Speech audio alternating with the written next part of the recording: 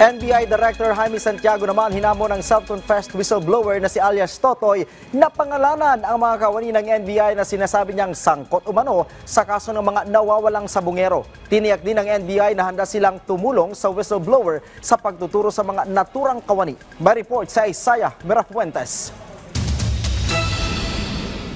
Sana'y sabihin niya kung sino, ituro niya kung sino. Kung hindi niya alam ang pangalan, pwede kaming magpa-line up kung sino yung mga iniisip niya na NBI na nakiki-ano dyan. Yan ang hamon ni NBI Director Jaime Santiago kay Julie Dondon Patidongan o alias Totoy. Ito'y matapos niyang idawit ang mga kawani umano na National Bureau of Investigation sa nawawalang sabungero.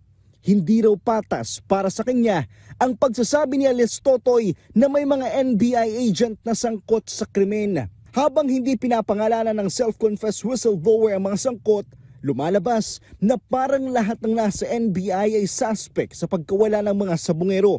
Para pa kay Santiago, ito ay napakabigat na akusasyon sa kanilang ahensya. Hindi pa si Santiago ang NBI director nang mangyari ang serye ng missing sabungero, pero gusto niyang malinis ang ahensya sa pagkakaladkad sa issue.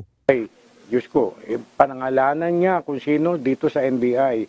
As of now, ang National Bureau of Investigation ay isang ahensya na pinagkakatiwalaan ng tao. Handa rin daw sila na tumulong kay alias Totoy sa pagtuturo kung sino ang mga NBI na suspect. Handa rin makipagtulungan ng NBI sa pag-iimbestiga sa kaso ng mga nawawalang sabungero. Yes, I am volunteering. Kung kailangan nila ng forensic expertise namin, I'm very willing na i-extend ang aming forensic expertise. Ayon kay alias Totoy, higit 100 sabungero ang ipinaligpit ng itinuturo niyang mastermind na si Atong Ang. Nauna nang itinanggi ng kampo ng negosyante ang akusasyon. Isaiah Mirafuentes para sa Pambansang TV sa Bagong Pilipinas.